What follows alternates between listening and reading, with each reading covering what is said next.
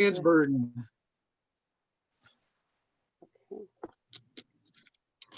Is this being recorded by any chance?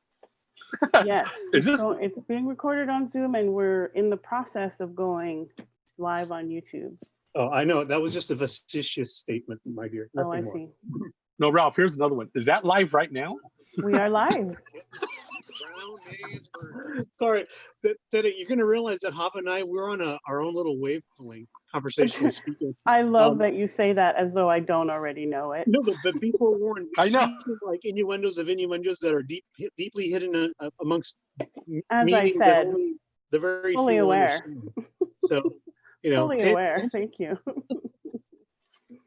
All right, so we are live on YouTube now, and we are just waiting for folks to join us, and we will start promptly at 3. So we have 4 minutes now. But yes, I'm fully aware of the layers. So really looking forward to this. Yay. So it won't show up on, so like I had the YouTube page up, it won't show up on there till you activate it at 3? It is activated. It should be showing up any second now. Mine just showed up on my iPad, and it has. I'm on the home page. I'm on the home. Oh, I see it. I see it. You see it now? And it just showed up on my phone. Yeah. And the world does not see this right yet? They do now. Oh, really? Okay. Yep. They can all, if they can see it, the world. Hello, world. Let me get that deer in the headlights look. Yeah. Okay. Anyway. And hello, all you happy people in TV land. You should see a hello message from me on the YouTube page, and then folks will start streaming in. Usually right on time, people start coming in.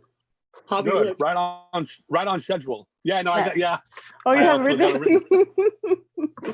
Just so I don't forget. Yeah. Oh, they're prepared and everything. Hello. Oh, not really, but we'll try. This is a Dr. Rojas class, so I got to keep your shit on. I appreciate it. Keep it profesh, more or less. Totally.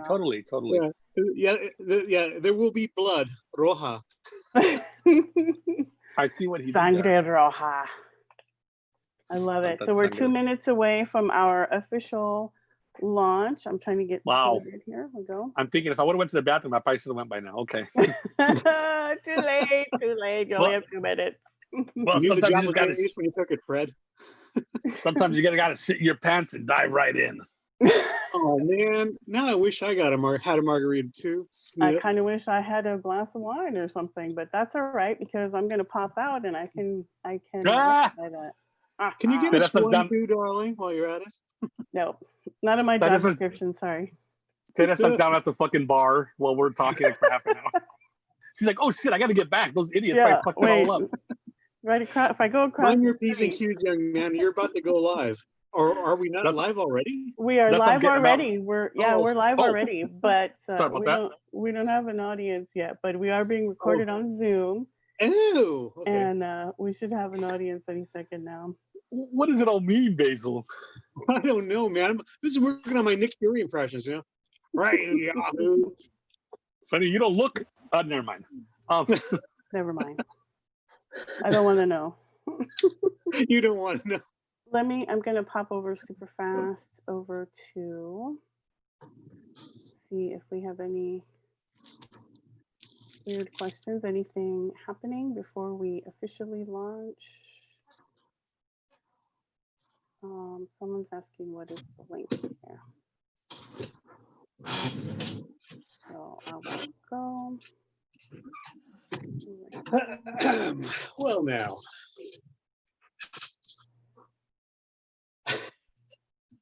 We're just staring at each other here. Well, it's just funny because you're literally like, if I look that way, you're just like 4 streets over that way from where I'm sitting. It's bizarre. You should just peek out the window and see what's going on. I'm facing west, so if I keep going forward, go through my shelf here and go through my wall, and then walk in front of my backyard, and walk to the next block, and then the next block and a half, then I get to your place. And you're that's right. So right now, all right. Right now, I'm facing Ralph's direction. You're right, because you're facing the art table. Okay. That's funny. Facing each other. It's hilarious. All right. I'm just going to post the link super fast one more time. And yes. we will get started. All right, and there we go. So I see you guys. We are live. All right, let me. Oh my.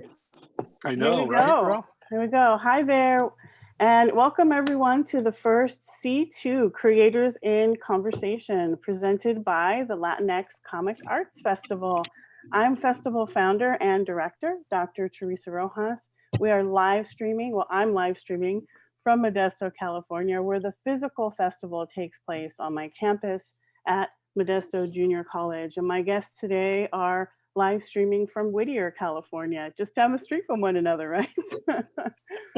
Today we bring you two phenomenal talents and friends of the festival, RAFAEL Navarro and Javier Hernandez. For today's conversation, I'm going to introduce our creators, start with the first question, and then I will duck out to run the tech and to gather questions from the YouTube stream. We do encourage our live audience to post questions, and we'll get to as many as we can throughout the conversation. I'll be back with questions from our audience in just a bit, but for the most part, this is indeed intended as a conversation between these two cartoonists and longtime friends. So by way of introduction, we'll start with RAFAEL. RAFAEL Navarro is a daytime Emmy award-winning animation storyboard artist, classically trained in illustration and fine art. His major studio animation work includes The Batman, Scooby-Doo, Rugrats, Mucha Lucha, Justice League, Tootenstein, Stripperella, Marvel Super Squad, Lego's Hero Factory, and Wacky Races, among others. But his first love is comics. His Xeric Award-winning cult classic Sonambulo, which has been published in a variety of languages, including Spanish, French, and Croatian, remains popular after more than 20 years. His latest comic series, Guns A-Blazin', co-created with Mike Wellman, is a science fiction Western slowly becoming a revered classic. Javier Hernandez is a cartoonist and arts educator. He's been publishing his comics and graphic novels through his own imprint, Los Comics, since 1998. His most well-known creation, El Muerto, was adapted as a live-action film starring Wilmer Valderrama in 2007. In 2011, he co-founded the Latino Comics Expo, the nation's premier convention spotlighting the work of Latino creatives in comics, graphic novels, political cartoons, animation, and related visual and literary fields. Javier continues to write and draw his own comics, working on his second El Muerto graphic novel, and recently launched his own YouTube channel, Los Comics TV. Now, I know this is a momentous event for fans of both Javier and RAFAEL, but also for me, as both of these creators have made a mark in my own life. I met both RAFAEL and Javier in 2014 at the Latino Comics Expo in San Jose, where I was giving a talk on Latino autobiographical comics. And then just a couple of years ago, I invited RAFAEL to my campus for a talk on his work, and the overwhelming response led to the idea of having an event, a much larger event on campus. And then Javier, along with co-founder Ricardo Padilla, were kind enough to accept my invitation to bring the Latino Comics Expo to Modesto Junior College, where we had just an enormous groundbreaking event. And that was my training ground for what would become my own event, the Latinx Comic Arts Festival. And I also want to mention that I have a colleague of mine who has taught RAFAEL Sonambulo, Sleep of the Just, in his courses. And I have taught Javier's, I continue to teach Javier's Days of the Dead for a couple of years now. And my students absolutely go nuts for that text. So I want to thank you both for being here today. Yay. Thank you, Dada, for having us.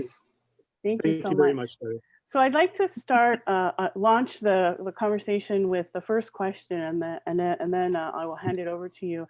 And that is just your friendship origin story. So how did the two of you meet? How do you want to say a radioactive spider, but no.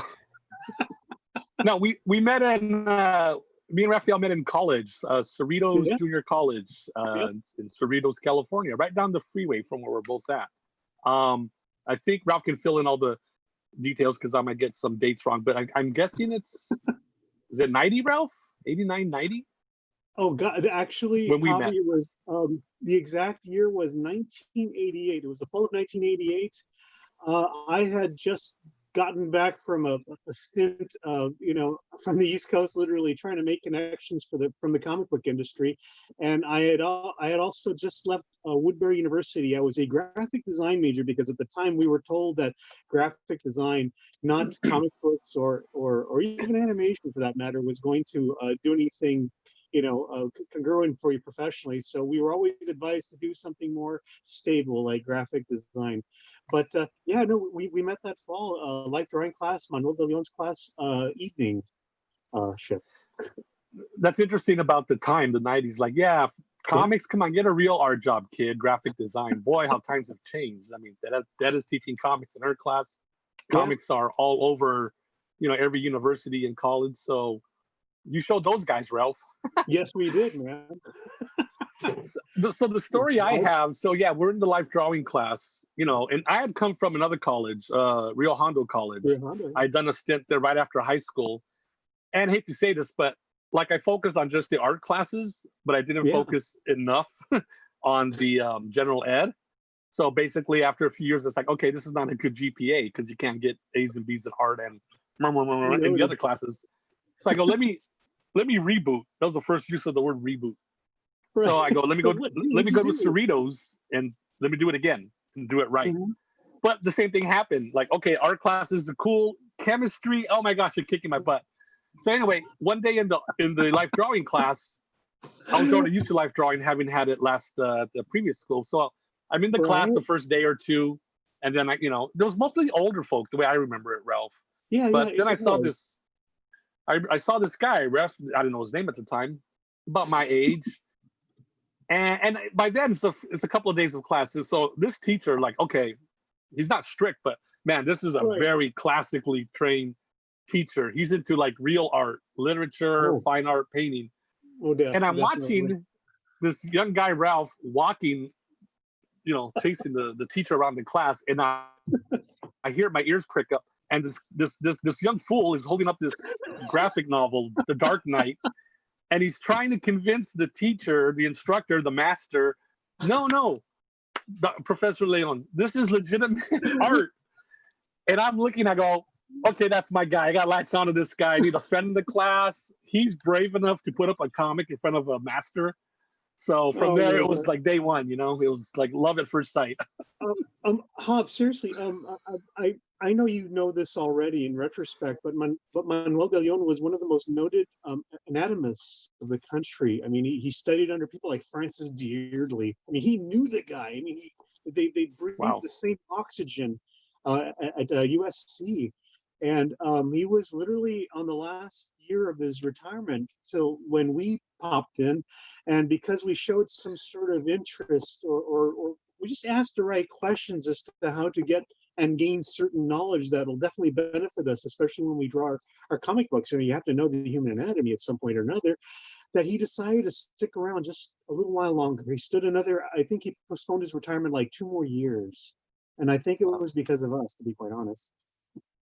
What did he say when you opened up Dark Knight? Well, I mean, it was here's a reference for all you kids today. You'll totally understand. I mean, it was literally sensei, notice me, sensei, notice me. And he looked at me like a complete savage, some Philistine, not really knowing what art is and everything.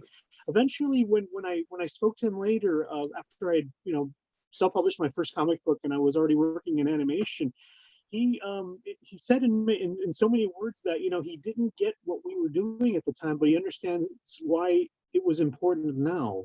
So if there was any, I guess resolution to it is acknowledgement from even our beloved teacher that what we were doing was legitimate, and hopefully it still remains relevant to this day. And you had communication with him, right? Because I never saw him again after, that year or two I was there. Didn't you ever meet up with him afterwards or keep in contact? Oh, no, definitely. I kept in contact with him for a while, all the way up to when he retired. He left Tustin because he used to live in Tustin. he and his wife retired to New Mexico. Then he set up shop over there. Then when I was living in La Habra years later, I run into him at the local La Habra art gallery. He just came to see a mutual student friend of ours. Remember Gerald Freed? Yeah, Gerald was happening to, just that evening, he was happening to just have an art show there at my local gallery there in La Habra, we call Guadalajara. And there was Manuel de Leon, literally from New Mexico. He just arrived that day just to go see Jerry's show, and we just had the most amazing, reconnection after all this time. And we spoke more about stuff, and then we kept in touch for a while. Then, as life happens, we move on, and things happen in between, and life goes on, as they say. Wow, no, that's great. My art teacher from Rio Hondo was Mr. Richard Lopez, and so that was the first time I had an art teacher in a life drawing class, right? Like, wow, live nude models. It's like, I'm grown up now. But I remember one day I was painting something. I was painting the model, and then the teacher walks around the class. So you're painting, and then you feel he's behind you, right? Because you feel him stop, and you're kind of like, oh, he's looking at my painting. Right. And then he said something to me that, like, it kind of didn't make sense at first, but then now years later, being a cartoonist, self-publisher, he stopped by, and then he just put his hand up in front of the artwork. He's all, I like what he said. I like your style. He's all, I like your style. Don't ever let anyone make you change it. And when I first heard that, I'm thinking, because I'm kind of still new at art, I'm like, oh, that's weird. Like, yeah, who's gonna tell you to stop doing your style? Right. But over the years, and we'll get into all our self-publishing stuff and making comics and putting your nose to the grind, and sometimes you question what you're doing, but then his words popped back in my head. It's like, don't ever let anyone, including yourself, change what you're doing. So, and like Mr. De Leon, Mr. Lopez, I found out a few years ago, he had passed away some years before. So yeah, I mean, I guess we both lost our original art mentors, but we're here today, trudging on, doing our funny books. Well, they live through us, Javi, and our accomplishments. Every time I put down paper to pencil or my Cintiq pen to my Cintiq board, I mean, I have them. I have my influences, my heroes, both in comics and art and everything. I mean, they're always going to be there. We're still filtering them through our art, of course we're doing it from a new perspective, from our own, but still the lessons are still there, no matter what. They will always be there.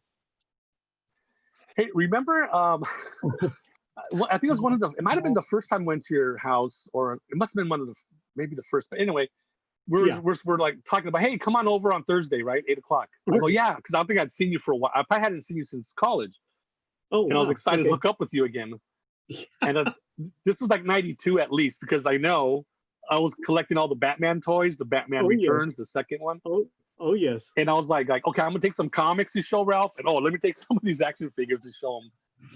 So since we agreed to go on Thursday, it was already set in stone. So time machine here, folks. That was the week of the Rodney King, the horrible, yet another police brutality, the whole history of that.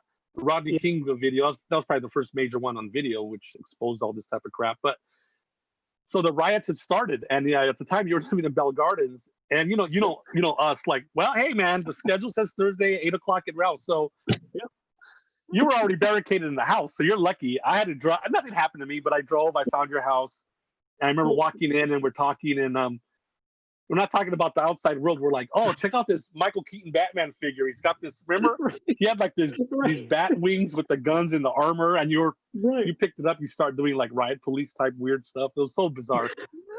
Well, it was ironic that here we are, like enjoying a moment of friendship and also an adoration of the pop culture that we adored at the time. Meanwhile, all hell's breaking loose outside. And if I recall that weekend, because that was Thursday, Javi, that Sunday was also the Schwartz Con, the LA Comic Con that we always would do once a year there in downtown Los Angeles. And you and I and Lee Curiel, we all literally hopped in a car with riot geared police welcoming us there in downtown Los Angeles. They did allow us to park, and they did allow the event to still happen, but it was really iffy and really sketchy to even make such an attempt to go into Ground Zero like that, literally not a couple days right after the actual riot happening. Wow. Do you remember who the special guest was? Because he always had like a big guest. I wonder if that's why we wanted to go. Oh, dearie me. Well, I know it wasn't Bob Kane or Arnold Schwarzenegger. Yeah, That's right. That's right. Maybe we were just probably comic book hunting, buddy. Maybe we were just filling up our Mr. Miracle gaps or something. Right. Important and valid. Right. Yeah, a reason to get out of the house. Wow, that's great. So people know that's how me and Ralph met. So then we also pretty much got into self-publishing at the same time. Ralph had, I think, you had done some work, I know, for Marvel and such, right? A couple of things here and there. Yeah. Before you wanted to self-publish. Yeah, I broke in. It was like just a child dream to break into comics.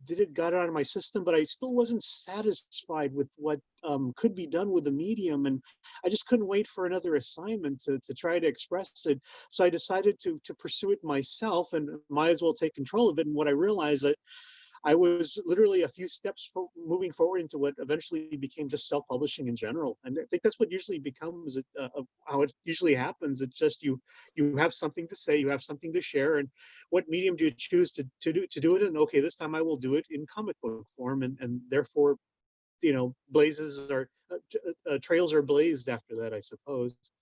And hobby, and not, I'd say maybe, if I recall, yes, I self-published before you did, but I know for a fact that you were also working on your project at the same time too. So, as the way I see it, I don't really think the work actually doesn't officially become, I guess, you don't birth, the moment you go to press, or it comes back from the printing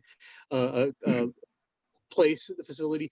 I think it happens just when the idea, just comes out of you, because I remember seeing El Muerto and variations of that, plus a bunch of other characters, because you had oceans and oceans of characters, and you were playing with those around the same time as I was trying to ink the 10th or the 11th page of the first chapter of Sonambulo. So all in good time, the way I saw it. Well, seeing you sitting there, working on a page and another page, that really goes like, okay, you know what? If he's doing it, I can do it. And just like Sonambulo, El Muerto, I had came up with that character because I wanted to own my own character, because we learned enough about other artists before us, not getting equal share in the property. And then the Ninja Turtles were already, by that point, probably a good 5 or 6 years. So self-publishing was the way to go. And with El Muerto, I had wanted to do something reflective of Mexican culture, because I grew up plenty of loving all the superheroes and everything, but there was never any Latino superheroes from what I was exposed to. So that's what El Muerto came from. So I remember doing some research in the day when you actually had to go to into an actual library and look at the magazines or something. Right. Not just on your phone, which is great. We love that. But I heard about people like Richard Dominguez, or in our own backyard here in LA, Carlos Saldana. Oh, and yes. It's like, check out this guy, Burrito. And then I told you that. Sorry, do you remember our religious pilgrimage we literally took? We just, one morning, we just said, the hell with this, Hob. Let's just get in my car, fuel up, and then we'll stop by somewhere, get lunch or breakfast or brunch.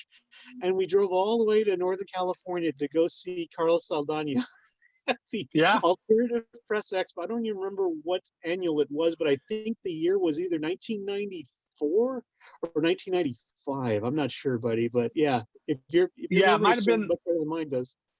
Yeah, because my book came out in 98, so it might have been 90.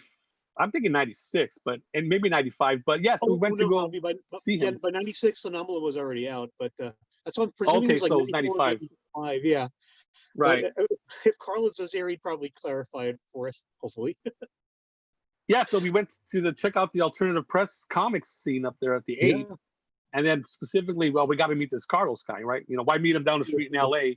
We'll have to drive up to the Bay Area. But why not? It was fun. The first of our many road trips. But I remember we walked up to his table, right? And we finally said, hey, Carlos, we want to make our own comics. And we're all asking him, like, it's like I have the big notepad ready for like 10 pages of notes. Me Carlos, too. so tell us, what do we do? What do we have to do to do it? He's all, nah, just do it. Just do it. Like that was it. Exactly. And then really, that's the only advice you can give. Got to the point, Javi. That's what it was. I mean, you and I, we were trying to, I guess, overcomplicate the situation. If you have something to say, and if you have the means, do it. Like even the most simplest of things. If you have just paper and pencil to express yourself, then just express yourself. If you have a burning desire to tell a story or to make a point, yeah, you just have to make your point. I think what we did was we did a 600, 700, 800-mile trip just to get a swift kick in the ass. That's all it was. We just needed that swift ass kicking to remind us, okay, well, yeah, if we want to get this done, we just get it done, period. We went there for 3 words, just do it.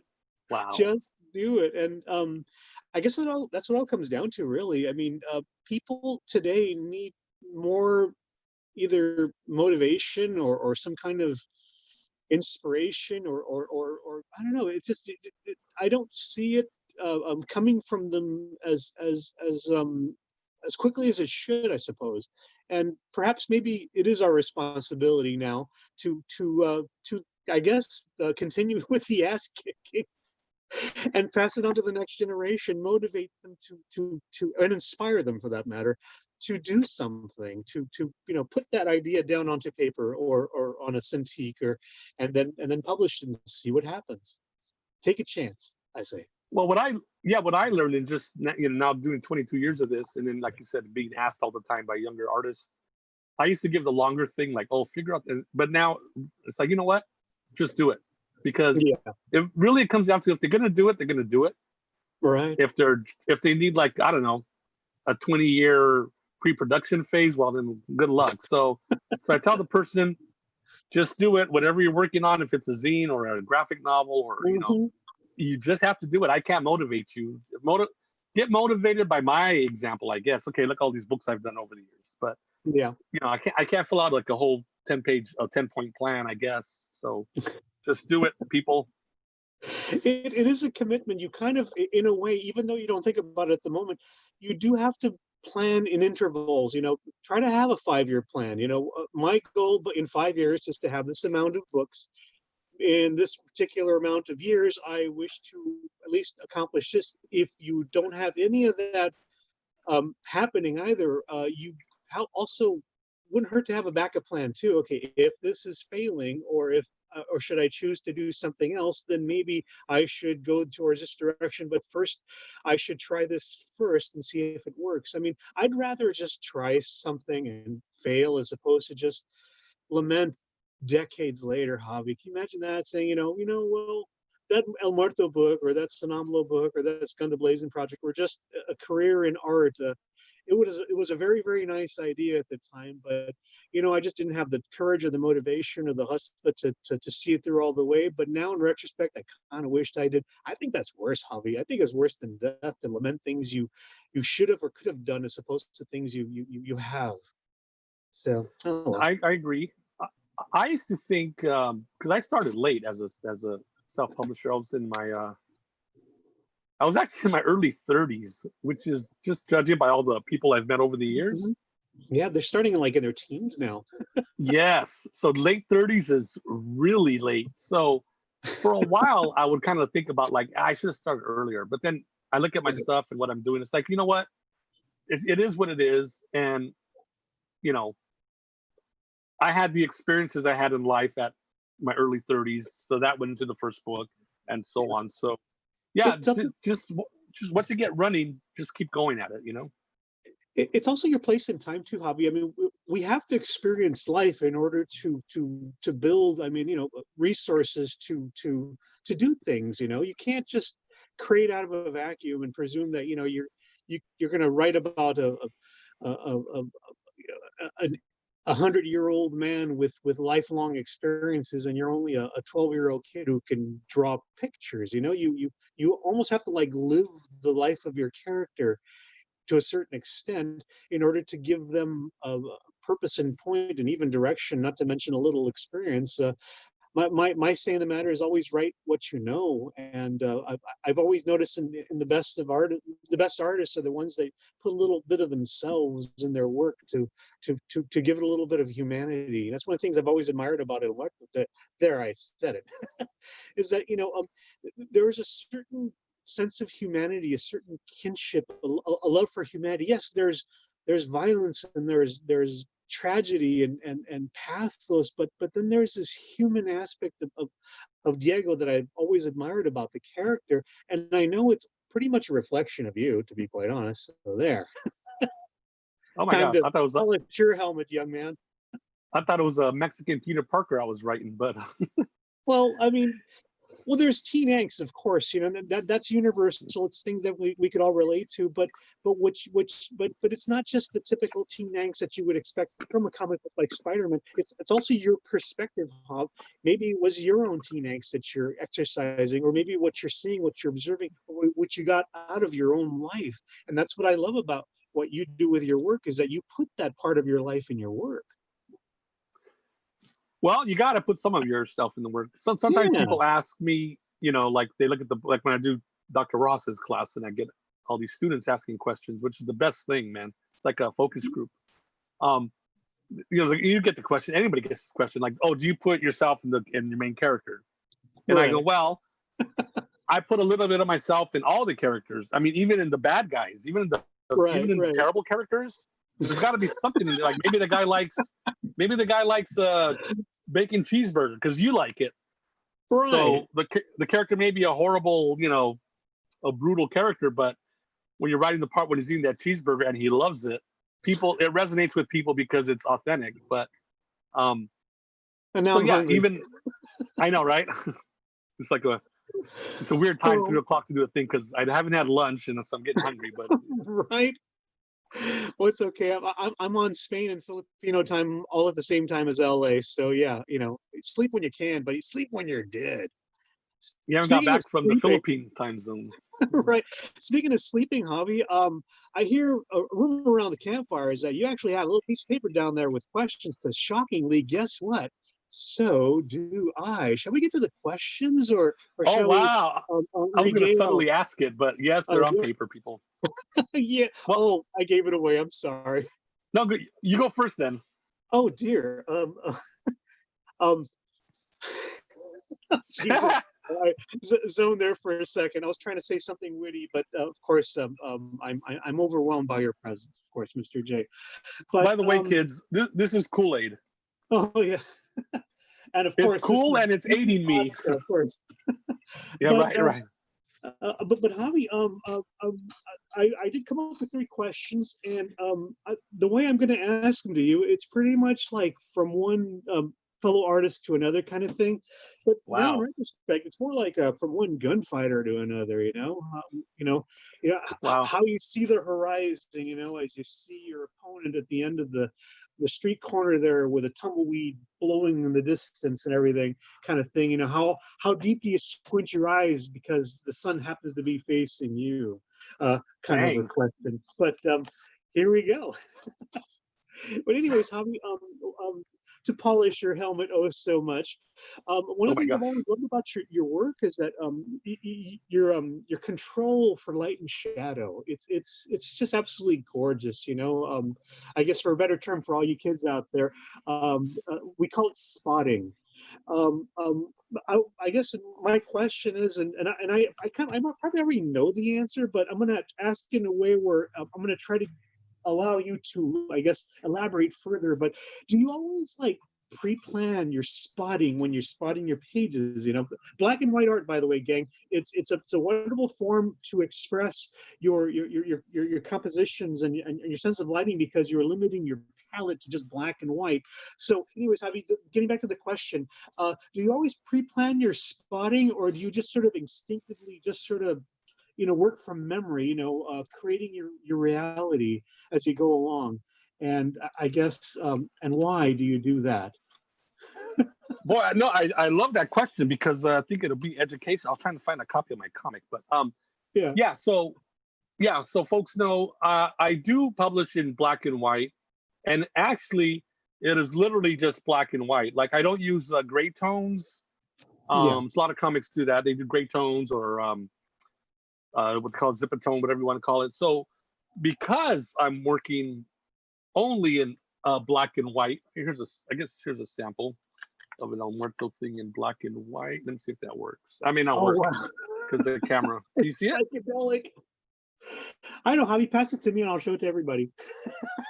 Oh, that's funny. That's funny. Anyway, so because I'm only working black and white, if you don't put any black in it, obviously it'll look like a coloring book. So yeah, what Ralph's talking about spotting is where do you put the blacks in on shadows, backgrounds. So, you know, I look at the masters like Gilbert Hernandez is such a great example of black and white comic art. Steve Ditko. Steve Ditko, I was about to mention him, yes. Osamu Tezuka. Yeah. So I don't plan a lot, like I do thumbnails, Ralph, like anybody does. Sure. And I'll do the shading on there quickly. And then when I draw it on the large bristle paper, I draw the figures, whatever, and I start inking it. A lot of the blacks that I put in, a lot of it's decided as I'm doing that actual panel. Like I don't pre-plan every single page, every panel as far as the black coverage. Because it kind of goes what you're saying to the emotion of it. It's when I'm in that scene, and now it's a scene where it's intense. Yeah, maybe like a dark shadow behind the character will pop the emotion level up. So a lot of it is right there on the spot, to be honest. Yeah, thank you. That justified the whole point, because I kind of knew the answer already, because I've seen you work, but at the same time, I've already seen you. I also see you pre-plan things. My philosophy in that regard is to, I mean, pre-plan as much as you can, but also leave, room to grow. I mean, things happen on the fly for a reason, because just better ideas just happen to develop themselves after your initial, concept, so to speak. It's the happy accidents that Bob Ross taught us about, right? Speaking of happy and accidents, hello, Dr. Rojas. How are you? I'm glad. Hello, I'm great. Glad that you joined us again. Rafael, did you want to answer the question that you asked Javier, and then I'll ask some questions from the audience? Oh, I was gonna wait for Javier to ask me a question. Okay, well, we'll do it that way then. Not a problem. I didn't want to cut you off. So we have a few questions from the audience. Prophet Warrior would like to know, how much of your time is spent creating versus fan support, contact, show, versus time with publishers and agents, etc.? Wow. Well, agents, that's your department, Ralph. Okay, well, how much time? It depends on what the situation calls for and what is needed to be done at the moment, and how, I guess, how that conflicts with your creative time, right? I mean, actually, there's really no true answer to that. I mean, you do as much as you can while you can, and then whatever time there's left, you work on your project. I've been in positions where I was literally working a full-time position, in an animation studio, working, crazy mad hours, and then I'd be stuck in traffic for another, 2 hours, almost 2.5 hours to get back home, in order to realize that I only have just a few hours before I had to get back up again and start the day over again. So somewhere in between there, I had to work on Sonambulo, I had to work on Guns Ablaze, I had to work on whatever project I was working on. I mean, the only true answer is that you just find the time. Definitely be responsible. Definitely do what, as we say today, we kids and everything, you do your adulting, do all your responsible stuff, get that out of the way, and then whatever time there's left, just try to get it done somehow, some way. Sleeping wouldn't hurt. Javi, what do you have to offer in this? Yeah. Well, sometimes it's interesting. It's a good question, because I hear from, watch podcasts, whatever. I hear other artists, comic book creators talk about, like, I wake up in the morning and I spend 2 hours on the email stuff, interacting with the fans, answering questions, publisher, whatever. And then I spend my 8-hour chunk of day, whatever, 6 hours drawing, writing, and then maybe the last hour email. And I'm always like, okay, that's, good for them. I mean, I admire that, because for me, it's all a just big swirl of all of it. The first thing I'll do as far as work is, check the email, answer people's questions, and then, the inevitable social network updates. And then there's that time where I start working, either drawing or writing. But you know, I can't do a 6-hour solid. I've seen you do marathons like that, which I admire, but I'll do an hour of actual work. And then I am just going to pop on the internet because my computer's right here. Right. Well, Javi, so I'm going to pop on, catch up, and then Javi, you just have to, get back to drawing. Yeah. Well, get back to drawing, take lunch, back internet, this and that, drawing. So I don't have a cutoff date for just do internet, just do art. By the end, by midnight, by the time I go to sleep, maybe signing off the internet one more time, and then go to sleep. Well, Javi, what you just also reminded me, and I've seen you do this too, by the way, what we do and how we do it, we also learn how to multitask. I mean, I remember many a times, at the studio there, in-house at a particular facility, I remember working on a storyboard, right? Here I am working on my storyboard, and I'm on the horn, on the phone, either talking to Diamond or talking to another distributor at the moment, or another publisher, or even an editor about another project altogether. And at the same time, I'm also thumbnailing the next page of whatever comic book I'm working on at the same time, which I will be getting to later that evening when I get home. And it's, there is a time when just everything kind of almost has to be done at the same time too. You just find a way. I mean, whether it's motivation or just the fact that it's just the necessity of it all, you sacrifice something. I think I sacrificed sleep, patience, not to mention the hairline going a little further back, but it got done somehow, some way. I think it speaks to, well, you in our case, because we're self-publishers. Yeah. So I'm in charge of getting the art done, getting the writing done, running the fan club, meaning the social networks, ordering art supplies. So I don't separate them throughout the day. I just do it all at one big swirl and then go to sleep, wake up, and here we go again. Right. Another day. Another question. And let's start with Javi.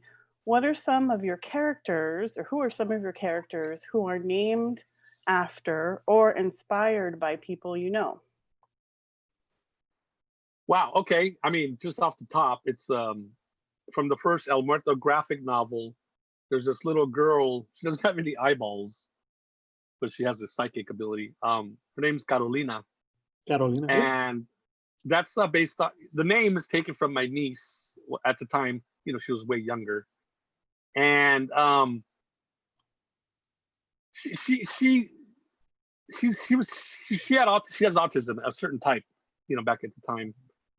So she didn't talk much, but it was interesting when she'd come over the house or go see my, her grandparents, my parents.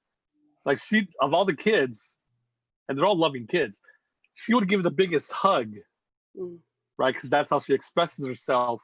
So for me, for doing this character Carolina, who can't see, it's like she can't express herself in a certain way, although it's not a good analogy. But so she had that emotional touch with people. So that's where that name came from. There's other characters I have, but I take bits of people because I never want to make get a friend like, say, RAFAEL, and then put a little domino mask on him. So I may take a part of RAFAEL, a part of Theresa, a part of Rodi, Montijo, or something.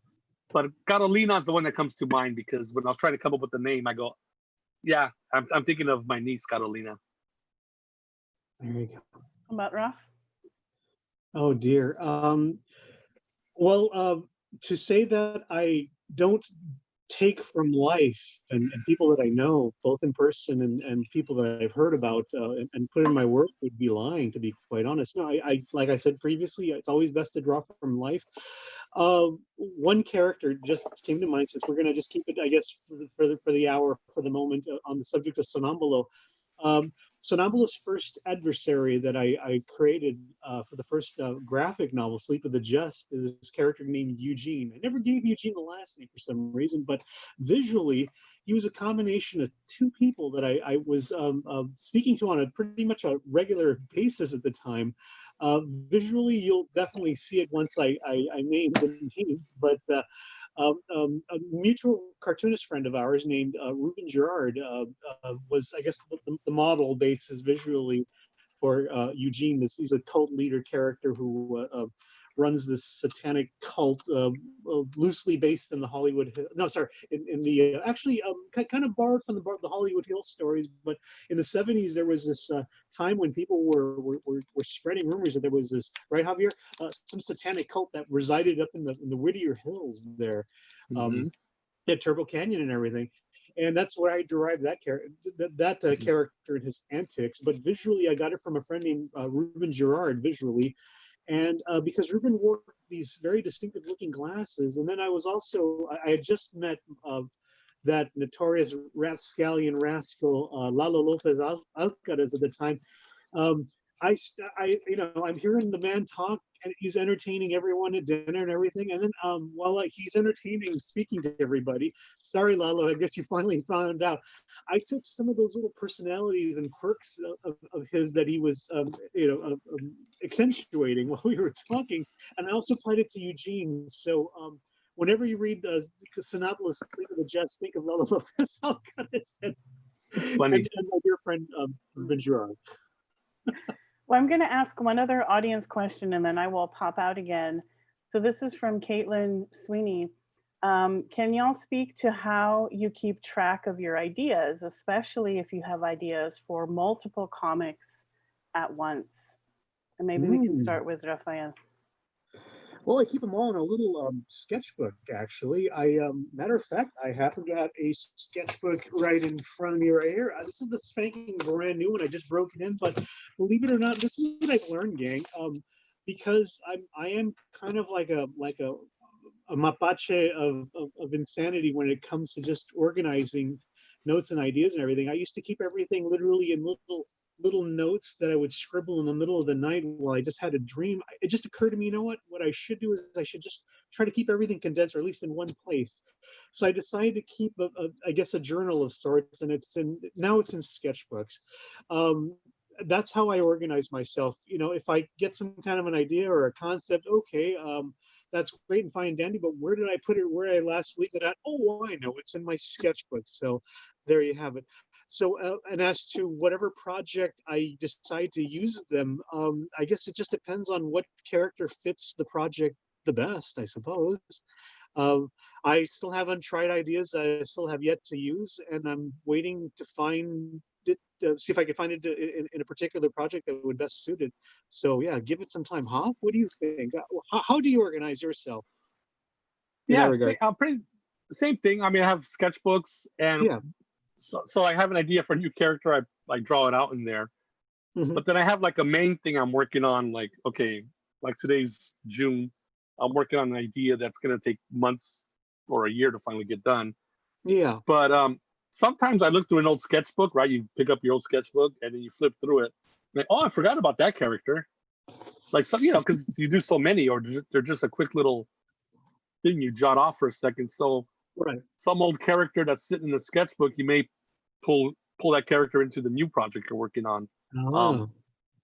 So to answer the question, it's not a scientific, like very organized process, at least for me. Right. It's just kind of the overarching thing I'm working on for the longest time, but I may pick up something from an old sketchbook or not. An idea I put up on the wall on a little Post-it note. Oh, yes. Well, there you go. Well, now that we got that out of the way again, shall we get back to our coffee clutch conversation? Oh my gosh. Yeah, so I got a question for you. Please. So you and me both starting out. What's 10 times 58? No, just kidding. I was a mathematician at one point, folks. Oh my gosh. No. So we both started self-publishing, and we've had our own trajectories. What would you say, especially for new people today? Yes.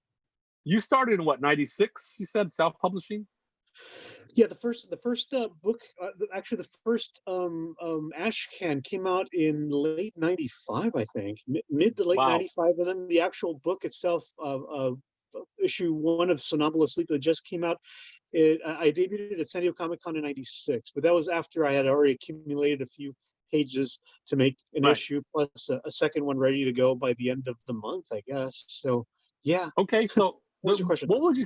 So the question is, what would you tell people is the difference from the 95, that the world of self-publishing, to now?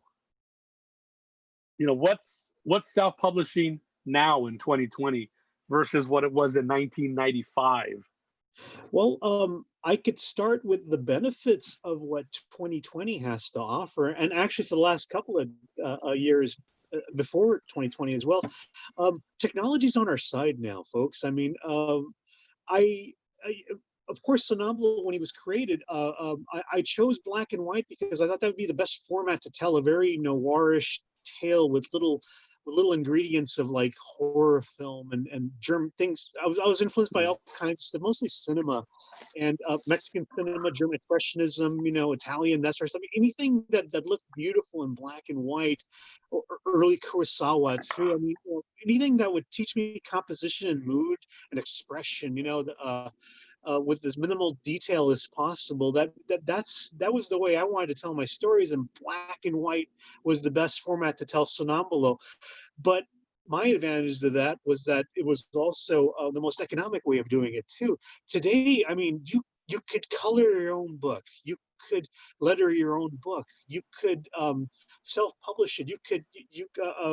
There's printing houses that do what's the word again, Hobby? Where you could just print on demand services. Print on demand. And then there's people that just do digital, web comics too, and then they collect them, I suppose, to have something tangible later. I mean, there's a lot more advantages now that we didn't have then, and there's a lot more easier ways to sell your books too. I mean, you have things like Etsy's, you have your websites, and then back then we had comic book distributors, and then we had the back of the car, dude. Just going from shop to shop, literally locally. I remember because you and I, we've been on a few adventures driving all the way to Hollywood, man. Good old Mr. Leibowitz there, man, saved us a few times back in the day. Gold Babel, yay! Hi Ryan, how you doing? But yeah, I mean, it was a lot harder to try to get the word out. And then with the internet too, I mean, the world has become a lot more smaller. So if you want to reach a different audience altogether, both in this state, not to mention this country, even further out into other parts of the world, I mean, it can be done, and it can be done instantly too. Then we couldn't do that sort of thing. We would just hope and pray the book will get to one place. If the distributor makes sure it got there, if we got orders from France or from England, it would be awesome if it did. But that was wishing and hoping, just like the song, wishing and hoping. So yeah. So I guess my advice is for all you youngins out there, is take advantage of your technology, man. I mean, it is at your fingertips. The only thing that's stopping you is your own self-doubts. Well, I was about to say that. The technology is at your fingertips, and you're still, you meaning the person who wants to do something, you're still the one that's going to kill it by not doing it, or you're going to do it because you're going to do it. Yeah. So anyway, thank you for that. I'll let you ask a question, sir. Mr. Navarro, you look like you have a question for me. I actually do, sir. Here we go. Question number 2, Javi.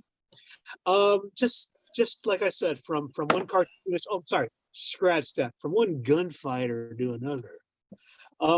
When you design your panel shot, Javi, wow. What do you look for first? What's the first thing that you try to do when you design a panel? Is it like balance, comp, light, shapes, movement? I mean, elaborate, please, if you can. Yes, absolutely. I'm surprised I haven't mentioned Steve Ditko in this whole hour, but so as Steve Ditko would do, it would say, I need to tell the story. Yeah. So for that panel, if it's a panel that, I don't know, Diego's drinking a cup of water. Okay, what's the way to show it? There's 10 different, you probably just thought of 10 different angles you could pick. Oh, sure. Yeah, and then 5 of them are fine. Pick one of the 5. So I just want to tell what I feel tells the story the best. If it's an emotional, dramatic scene, what's the most dramatic way to show it, right? Right. Like I'm thinking of the How to Draw Comics the Marvel way. Sure. Remember, so John Buscema, the artist, he would show those rules are still legit as far as I'm concerned. Well, he would intentionally show like a boring shot, and Stan would of course write the dialogue like, this is how the competition does it, meaning DC.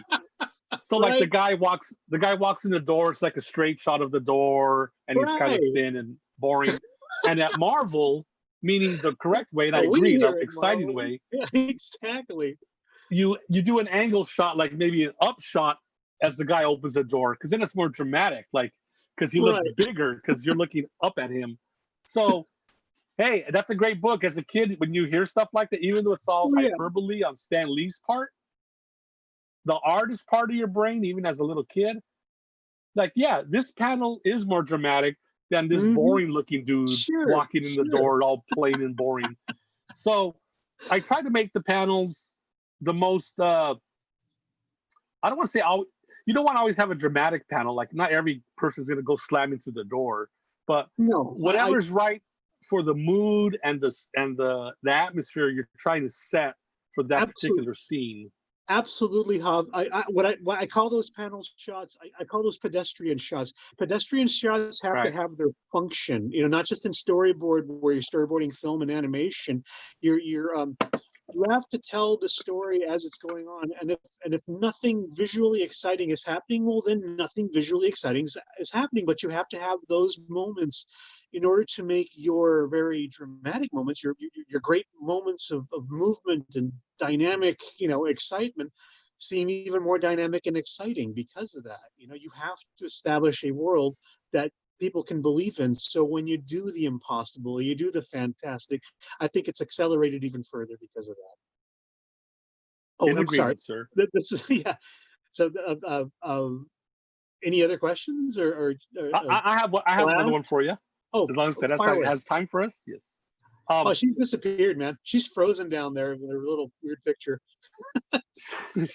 She's you're back. I'm just messing with you. If somebody here was to walk into the screen in your room there in your studio, yes, sir. What would you like? Let them borrow, only borrow, not keep. If they wanted to learn about, hey, Ralph, I want to find out what.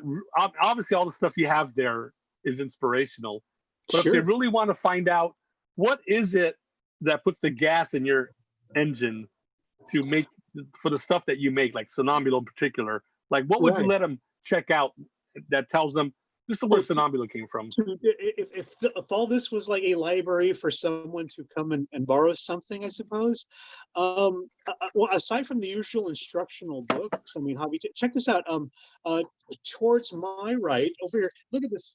My friend, check this out. This is an OG comic rack from the I think it dates back to the 50s, but when you and I saw this thing, it was in the 70s, right? When we were like little uns and everything. I mean, anytime I feel uninspired, energy's low, morale's low, just, I'm out of vanilla Coke, that sort of thing, metaphorically as well as physically.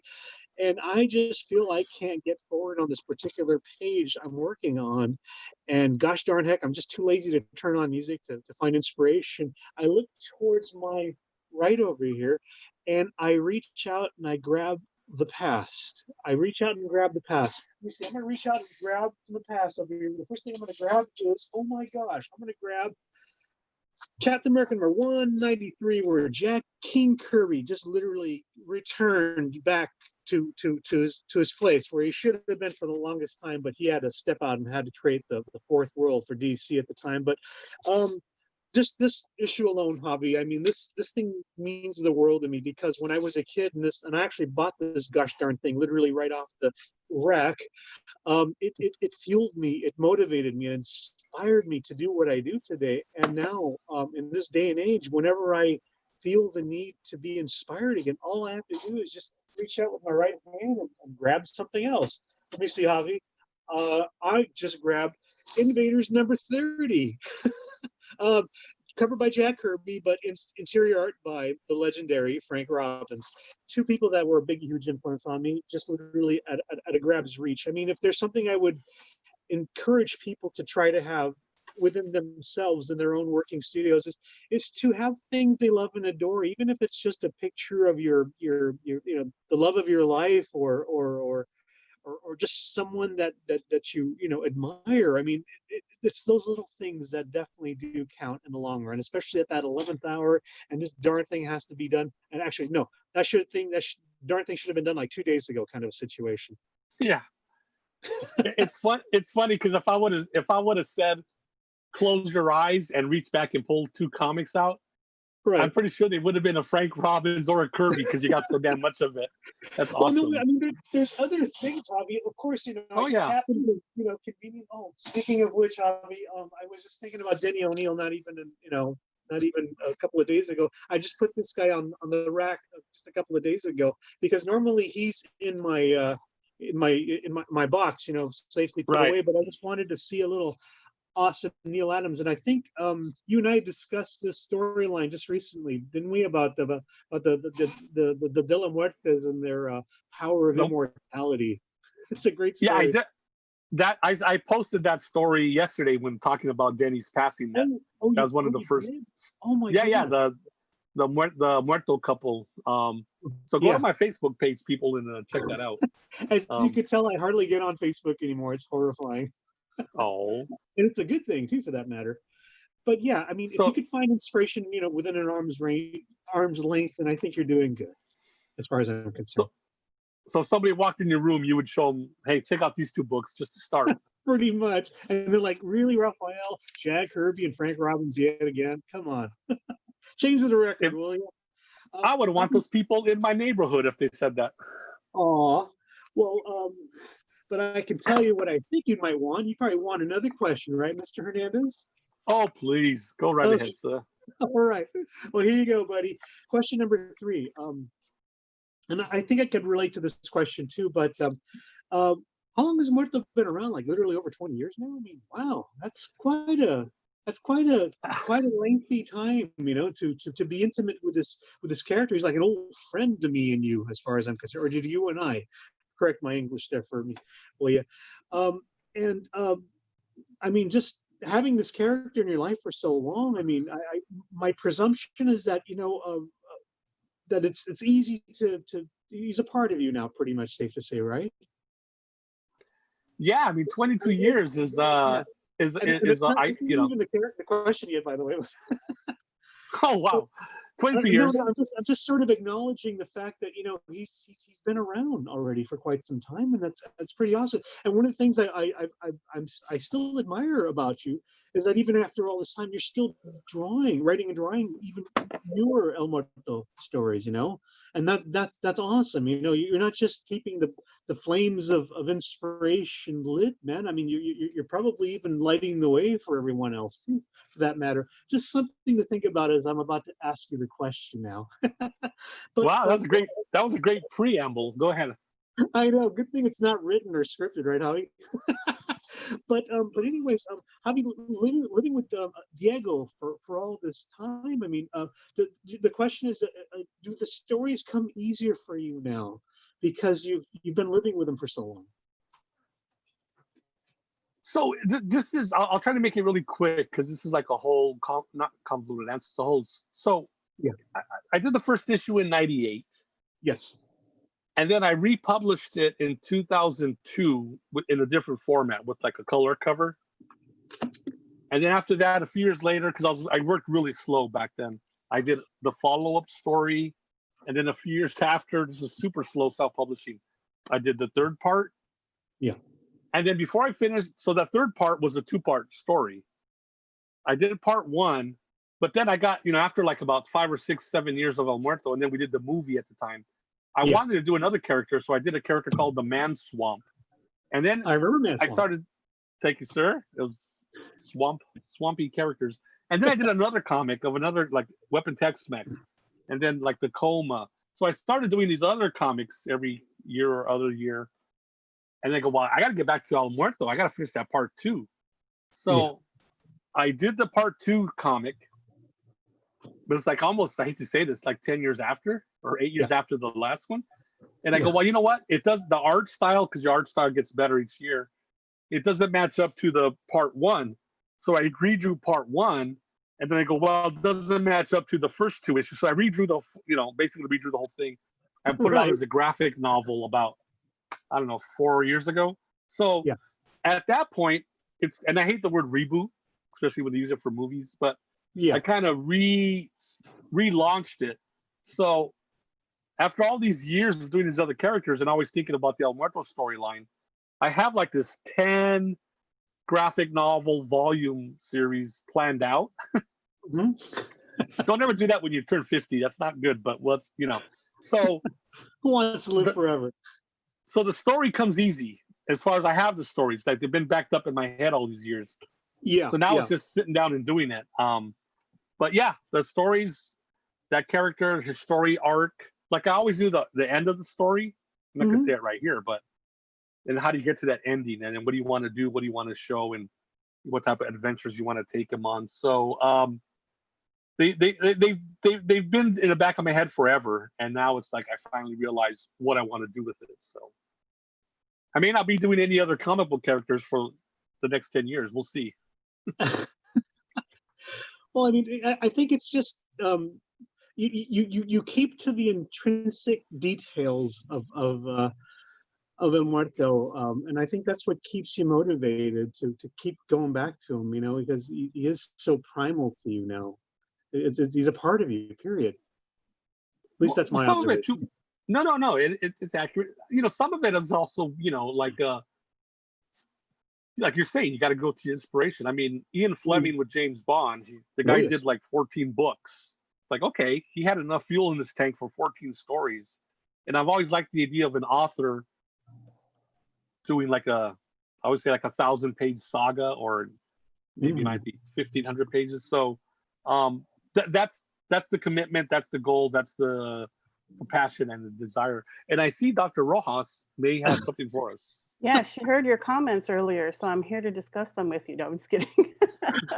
Oh, I'm just checking in. We have a couple more questions from our audience, but also it's 4, but I'm thinking you guys are good to go for a little bit longer. Is that right? Cool. I got enough no here. Concept of time right now, gang. So you keep me here all you like. I wouldn't even know. Great. So we'll go for another 20 minutes or so. Okie dokie. So let's see, questions, couple more questions. So Peter Malini would like to know, he said, this is a question for RAFAEL. Are there any plans? I'm sure many other people want to know. And if you want to defer the question till the end, we can do that too. But he wants to know, are there any more plans for more Sonambulo in the future? Thank you, Peter. Funny you mentioned that. Let me discuss it with my attorney here.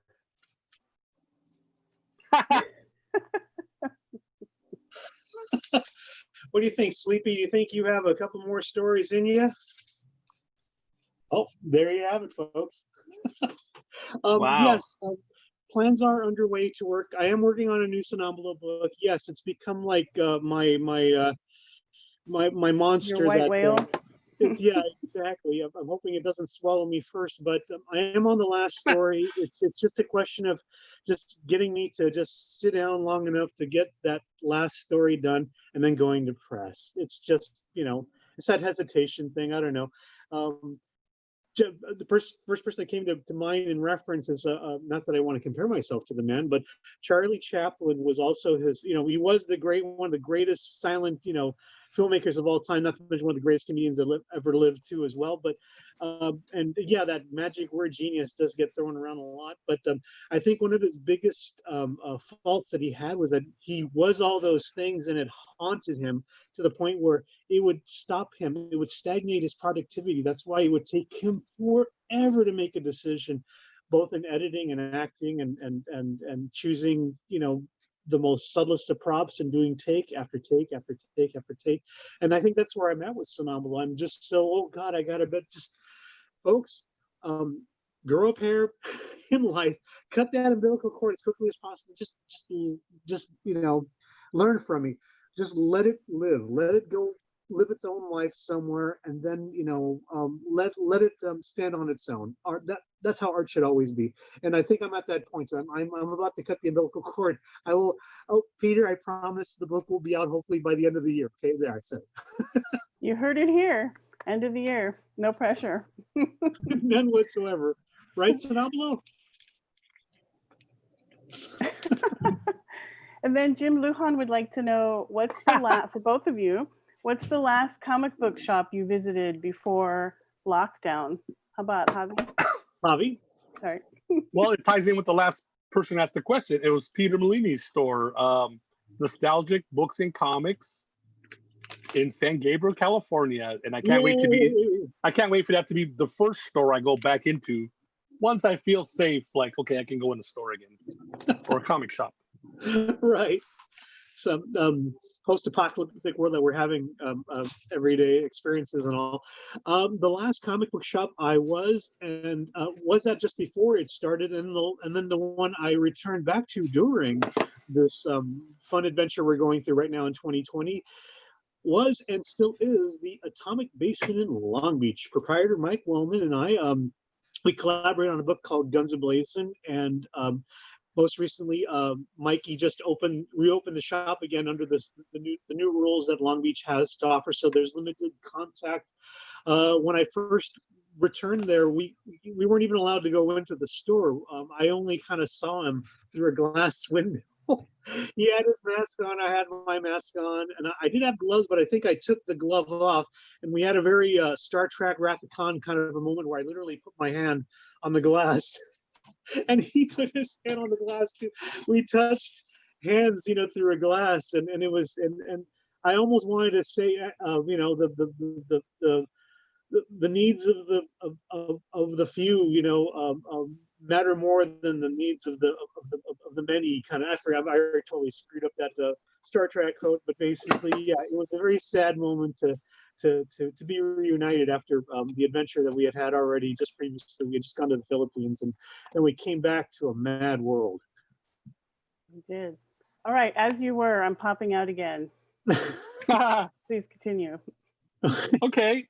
Yeah, I hate it when Mom comes and interrupts our phone call, man. What the heck, man? Hey, so I got Dr. Theresa Rojas. She can't hear us. No, I need her to teach my book in her classes. So let's do a show and tell, Ralph. I brought some comics here. Oh, that I want to show you to you, and I just want to see what you say about it, because I already know my reactions. Okay, sure, man. Yeah, because your history with this. Let's see if it works. Oh my God! Can you see it, everybody? Oh, move it up closer, Javi. Don't be shy. No, it starts yeah. disappearing. Okay, I can see why the reason you can't do that. Okay. Oh my gosh. Tell the people what it is. Well, what can I tell you that I cannot say about that man's work? But that, ladies and gentlemen, that is the work of the one and only Mitsuteru Yokoyama. He was a huge influence on both, not just Mr. Hernandez over here to my right, but yours truly too. Mitsuteru Yokoyama was a celebrated, noted, revered cartoonist, equal only to the great master of manga himself, Osamu Tezuka. Mitsuteru created. He was the original robot guy, huh, Javi? He was like the original mecha guy, I guess, and he was also dealing with spies and intrigue and Cold War sort of stuff. He created this little thing called Tetsujin Hachigo, right, which translates to Tetsujin 28, also known as Iron Man 28, or as they call it here in America when the anime finally was released, Gigantor, the space age robot. He's in your command. The influences that man's work and the possibilities of what a little boy could do with either a little device to activate a big giant sentinel of liberty, or actually have a pocket watch to control the other robo character that he created, which is my personal favorite, giant robot, which is the Japanese version is a Gianto Robo, right, Javi? Yeah. The man's work it fuels my dreams. I mean, heck, it's the stuff that dreams is made of. If you're gonna, thank you, Javi, for showing the visuals there. I'm not sure if you guys can see this, but over on my computer desk over there, I not only have a little statue of Tetsujin 28, I also have Giant Robo. Actually, I think I have a little Giant Robo religious shrine that I light candles to every other Thursday, in honor of Mitsuteru, and the fact that I just like smoke in my office. But no, oh, yeah, Javi, thank you. That's some fine visuals that you could that I wasn't expecting. I'm kind of disarmed, to be quite honest. Thank you, man. I don't know what I could offer you that would top that, but you know what, Javi, at arm's hand, Javi, I kind of wish I had the one that you grew up with, but this is literally off my shelf, folks. This is to me the Lost Ark of the Covenant. Check that out, folks. This is an original Mego action, Mego 8-inch action figure that was put out by Mego Toys in the 70s, and this was like the like I said, this is the missing link to my childhood. When I was growing up, I never had one of these. I think I was given secondhand by a relative what was left of a Captain America figure, and even then it sort of died on me. So I didn't own it long enough to say that I had a Captain America Mego figure, but I always wanted to have one, and boy did I pay through the nose for this little baby. But yeah, no, yeah, Javi, this is the coolest. What tell me what do you think when you see Mego figures like this? Well, yeah, as a kid, man, I'm so lucky I had an older brother and sister, because they would tell mom, oh, we got to get this kid these Mego figures. So yeah, I didn't have Cap, but I had Spider-Man, Fantastic Four, Batman, Joker. One year I remember I had this big package for Christmas, and I opened it, and it was for those Mego figures. They had a Joker figure. They made a Joker van. Remember the Joker van? I do remember the Joker van. It was like a VW van. It was big enough to put the two figures in the front seat. And then, so I opened this package. It's this box with the Joker van. And then they taped all around the box on the side and the back and the bottom. They taped a bunch of the 8-inch figures when they came in. These come in those boxes. Oh, nice. So I probably got Batman, Robin, a Joker, Penguin, and probably somebody else. So, that just blew my mind away to get several figures and the Joker van. So yeah, those are very beloved figures for old people like me and Ralph. Yeah. I have over my studio here. I have not only Captain America, but I also have his partner in crime, or partner. Wow, the Falcon. Falcon, yay! So yeah, this is literally my childhood at my fingertips, folks. So now you know how I tick. At a premium price, yeah. At a premium price indeed. You know what? Matter of fact, I'm gonna put these right here so they can continue to inspire me as we continue our conversation. Any more objects of desire you want to share, Mr. Hernandez, or shall we? I have a question. I have a question. Oh, fire away, please. Because I got a good answer for it, but I want to hear your. I don't think I've ever asked you this. Yeah. So you got a 25-year career in comics. Yes, sir. What is, if not the number one or one of the top, what's the worst experience you've had in comic books? Like you as a creator, not like, oh, I hated when John Byrne left the X-Men. Like, who cares about that stuff? Right. What was your personal worst? That, by the way. You're still burned. So my worst experience while being a creator, or just making comics, or making comics, or just any type of small business. I mean, you have your ups and you have your lows and everything. So I've no complaints about that. I accept my failures and my shortages in life just as I do my triumphs. So I've no complaints about that regard. I remember feeling mistreated by certain creators, but meeting them as I was, I guess, seeking, I guess, advice or something sage-ish, I guess, or something to take home with me, so to speak. Right. But that also was an education too, Javi. I mean, if there's anything that I've learned too, that even in failure and disappointment, I mean, there's something to learn. I mean, you have to learn to accept, constructive criticism, and then just plain good old-fashioned insults. I mean, there are people out there that will give you constructive criticism, and they will literally tell you what you don't want to hear, but it's for your own good. Whereas there's some people that just don't care. They're just petty or small, and they have some sort of a non-agenda, or they're just sociopathic, I suppose, for a better term. You just have to know the difference. And that's that's about as negative as I could share with you about my experience in comics, because overall it hasn't been bad. It ain't half bad, huh? No, that's good. So I'm gonna give you my answer, but I gotta say, I often use a quote of yours a lot. Oh dear. Especially with younger artists. Don't shoot him unarmed? No, not that. No, not that one. This one I can use in mixed public. Oh, no, go and for it. you know this one. Tell me. I tell people when I get started with comics, the world doesn't owe you a favor. Yeah. What does that mean? It means that, hey, I spent 2 years making this comic, and I raised $1,000 to print it, and I made it, and I went to the show, and 2 people bought it, and that sucks. It's like, hey, man, there's no guarantees just because you spent a year or 5 or 10 years, or you spent $20,000 making it. The world is not automatically going to love what we do, but don't let that discourage you. So here's my worst moment. It's guaranteed the worst. I already know, but please, I love hearing this story, by the way. I know it is a good lifelong lesson. We should all learn from. This is for the young. This is for the people just starting out. So my second convention, I debuted El Muerto in '98 at the APE, the Alternative Press Expo. Me and Ralph mentioned. So for my second show, a few months later, was at Oakland when WonderCon used to be held there. Look that up in the history books. So I go to WonderCon, and and my friend Rody hates this story because it's not bad about him, but he's in it.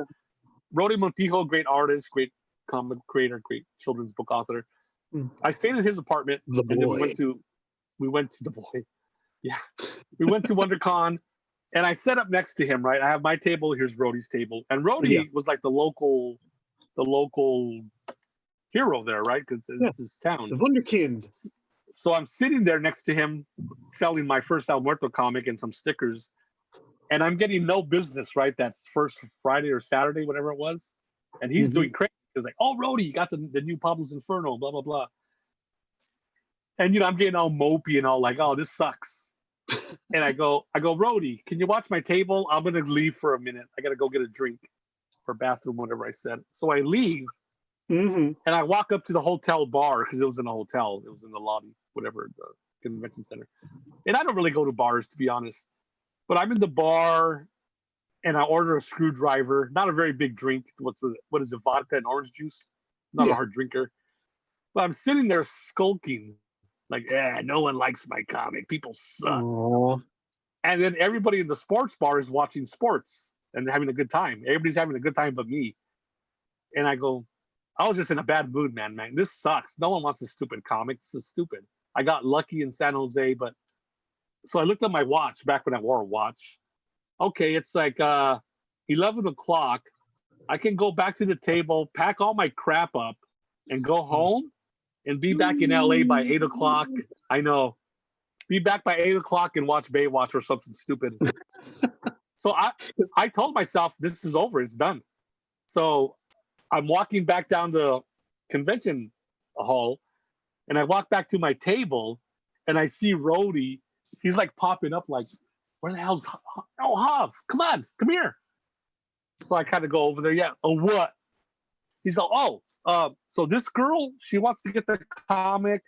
This guy wants to buy 2 stickers, and this guy right here, he's from the Oakland Press, whatever it was. He wants to do an interview. Yeah. So I helped the one girl. I still remember her name, Maria. If you can believe that, 22 years later. She wanted the comic. She was all excited about it. And I thanked her. I took her $3. This guy got the sticker. It was a bumper sticker. And then Mr. Reporter, he had a couple of questions. Oh, yeah, I'm from LA, blah, blah, blah. And then they all left. And I sat down. I had probably made $5. I sat down. Yeah. And Rody looks at me. He's like, what's up? He's like, man, you're not going to believe this. I was going to quit 5 minutes ago, but since I came back and there was all this action, I decided I got to stay. And he was like shocked. He's like, you were going to go home. I go, yeah, I was going to leave right now. So the lesson for all the beautiful young or old people trying to make a comic, don't ever quit, because you never know what's waiting for you 20 minutes later, or 100 feet away. I mean, keep at it. Keep at it. So maybe it's not the worst story, maybe it's the best story, but it was a bad time. Like the moment when I wanted to quit, that's the lowest moment I've ever had in my entire comics career. But the positive side is 22 years later, baby, here I am. Can I tell you, Javier, that so I remember you telling me this story when I was interviewing you in Anaheim a couple years ago for El Muerto Requiem, and I love this story so much. I have told it to my students, and I've said, there's a whole story behind this career, because we read Days of the Dead so often in my class, and they just don't believe it. They're like, what? He was going to quit, then we wouldn't be, and they say we wouldn't be reading Days of the Dead in class today. So, think about that. That's huge, right? Wow. So I have a couple more questions, and then we will begin to wrap up. One of them is from our friend Ken Epstein in Columbus, Ohio, and he wants to know, hey guys, when are you coming back to Ohio? What's the plan? Well, we got this thing going on right now. Little pandemic. Yeah. Me and Ralph had breakfast with Ken at a wonderful little cafe. We had bacon and eggs and whatever. Like Ralph said, Ken, hopefully we'll get out there one day. I'd like to go back out, check out Ohio. Dr. Rojas has a big connection to Ohio herself. Yes. That's cool. Thank you, Ken. That's so nice. Yeah. Ken, if you could hear me, man, I miss Ohio. I miss breakfast. I miss you, man. Yes. As soon as all this is done, at some point or another, yes, we need to. Even if it's just a silly, petty phone call, small, insignificant, or something. We do need to congregate once again as soon as possible. We'll make it happen. And Ken, we will only go if you promise to get the legend that walks like a man, Michael Nino, to be there with us. Yes, yep, awesome. Yep, I bet that can be arranged. Okay, well, good. We're holding you up to it, buddy. So now a nice big juicy question from Roberto Hernandez. So have the two of you ever collaborated on a project? And if not, will you? And I'm going to add, when? Our magic word, Javi, when.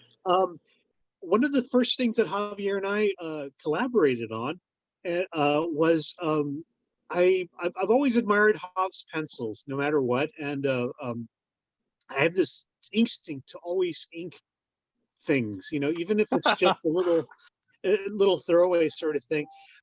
One day, Hov just asked me out of the blue, "Hey, Rafael, would you like to ink an El Muerto story?" I'm going, "Sure, buddy, yeah." And it was the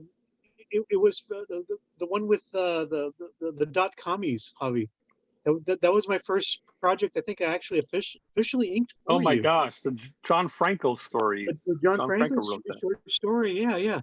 And I remember that every page was like a little just magical moment in my life, because I had a chance to add like mood and like ambiance with big slabs of ink. I think I was heavily influenced by like Carlos Sampaio and Alex Toth at the time, and I was just dripping in film noir, and that was my goal. Is I needed to grab El Muerto and literally pull him into the shadows where he belongs, man, all hard boiled and badass. Hopefully I did the job.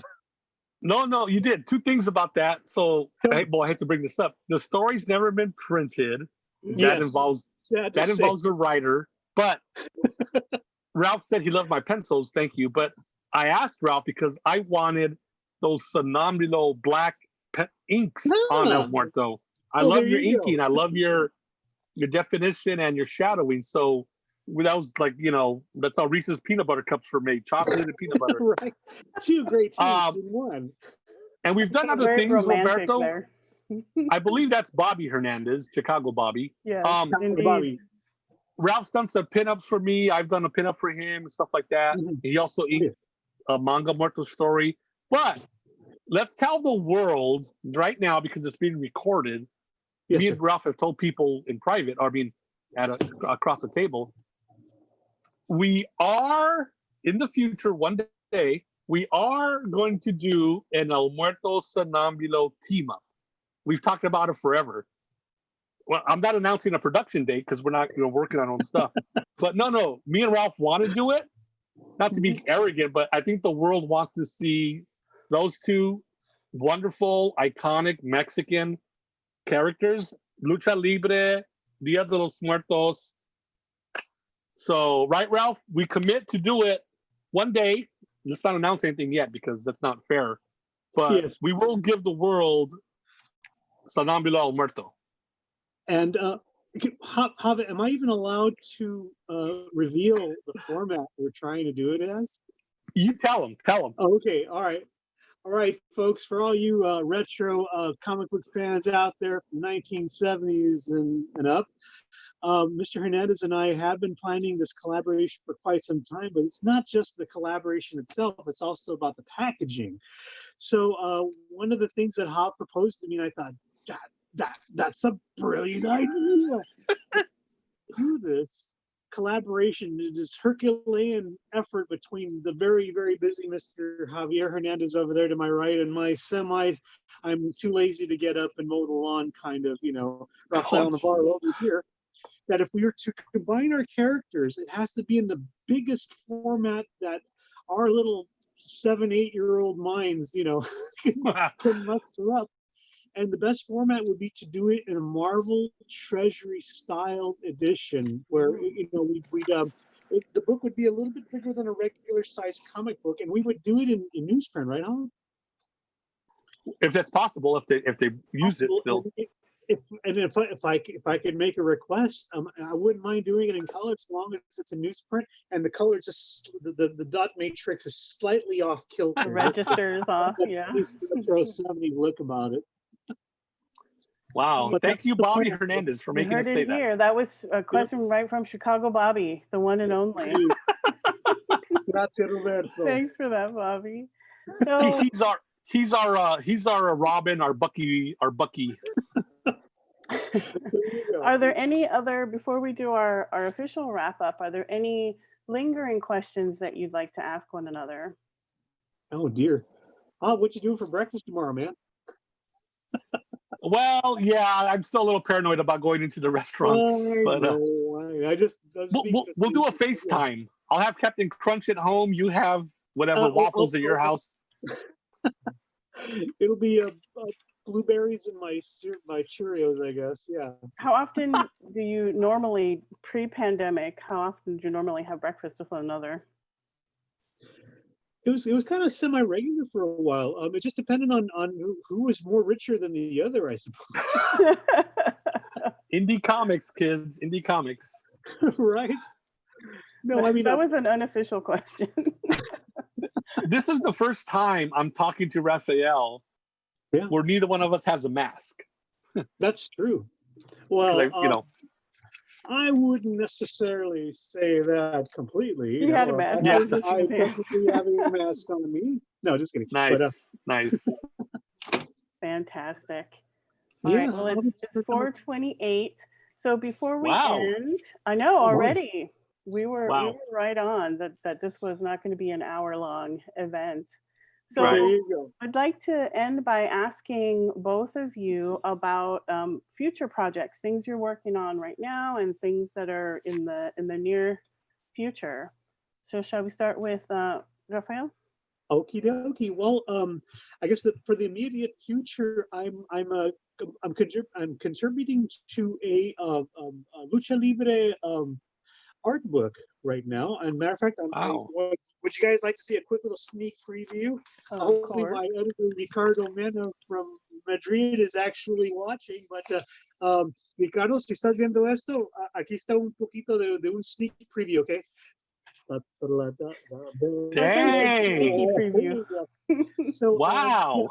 So that's going to be a little piece that I'm contributing to this art book. I don't know what the exact title to it, but more on that, folks, as we go along. Future stories that are coming. There's an upcoming Sonambulo book that I am going to finally just get it out of my system, because Javi, you're going to be impressed to hear this, but I do want to get back on the Werewolves of Whittier storyline with Sonambulo. But before I do that, I need to get this anthology Sonambulo short stories, out of the way first. And yes, Wow. folks, there will be another Guns a-Blazing. So there. Wow. Dr. Rojas has got, I think, 2 or 3 scoops. I know, I'm writing them down. How about you, Javi? I'm going to give Dr. Rojas, because she's a dear friend of ours, and I love her. I'm going to give her a big scoop.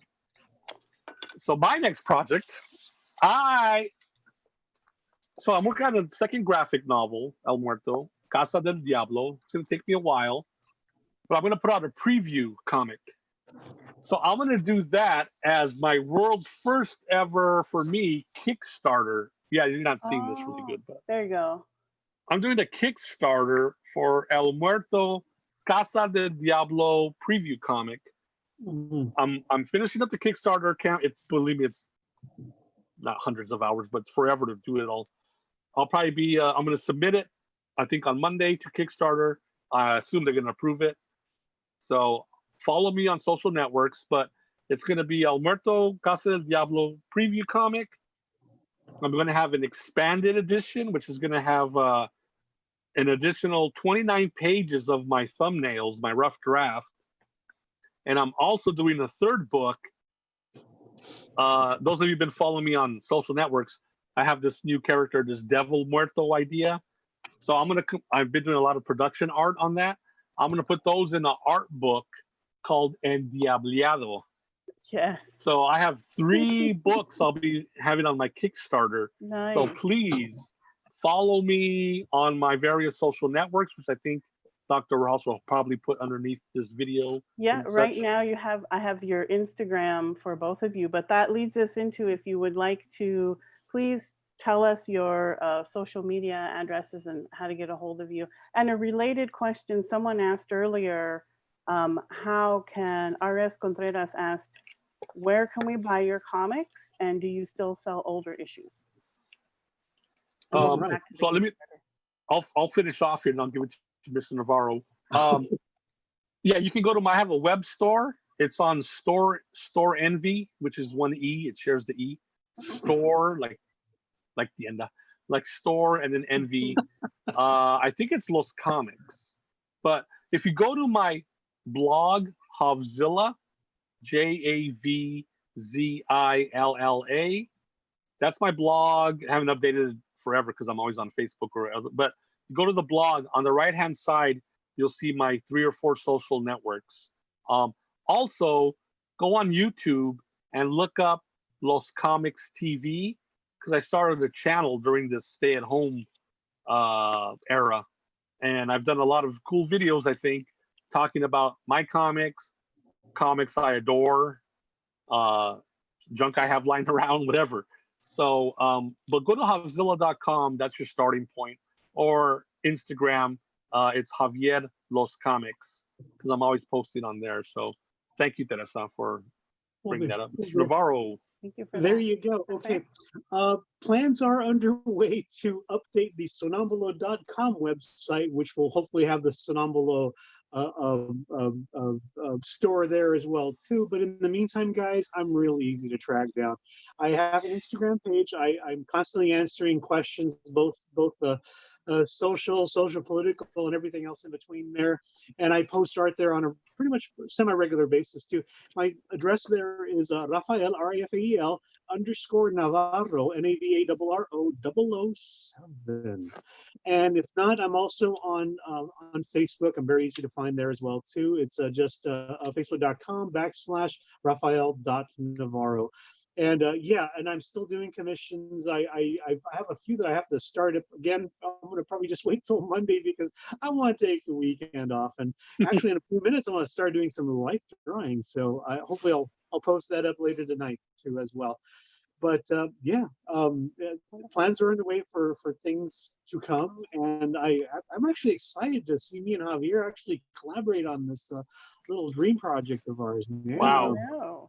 And I shared your Carbon Made, the website, Rafael, I shared that on the live chat as well. Thank you. Javi, I shared your Los Comics website on the live chat. And I want to come back to the Kickstarter for just a second. I wonder, can you share with us how much you're trying to raise total? Do you know that yet? Yeah, I do. I'll be posting all that because, like I said, I'm going to send it to you have to send it to Kickstarter for approval. Okay. And I imagine it'll be approved. So I don't see why. So if they follow me on on Instagram, they'll be amongst the first to know. Okay. For sure. So of course we follow you on Kickstarter, and I just want to say that you should look for a substantial, little chunk of support from the Latinx Comic Arts Festival for this project. Well, thank you. Yeah, by the way, absolutely. Any of our friends out there, or friendly people, if you have a podcast, a website, whatever, when I announce it, it would really, really, really help. I'd appreciate it. Put me on your show. I'll give you all the details. Help me get this out. It's my first Kickstarter. I want to get this book out to a wider audience, more people, and so people can see what me and Ralph do, and all of us as creators, but also, I don't know how much we talked about it on this cast, but as Latino creators, how much we contribute and do. And so anyway, thanks everybody for that. Yeah, and we will certainly help with that as well. So I want to say thank you so much to Rafael Navarro. Thank you to Javier Hernandez for this conversation. Thank you to the Mask for being here with us today, for all of your work. The Latinx Comic Arts Festival website is latinxcomicartsfest.com, and you can follow us on Facebook, Twitter, and Instagram, Latinx Comic Arts Fest. And finally, I just want to end with a reminder to everyone to go out and create the stories that you want to see in the world. So thank you very much, and goodbye to our live feed folks. Thank you so much for joining us. Thanks. We'll see you again soon. Thank you, everyone. Thanks for the questions. And Theresa, thanks for hosting us. Rafael, thank you for the friendship all these years, man. It's the best. Thank you. I'll see you at the other side of the block there, my friend, and maybe even sooner than you think.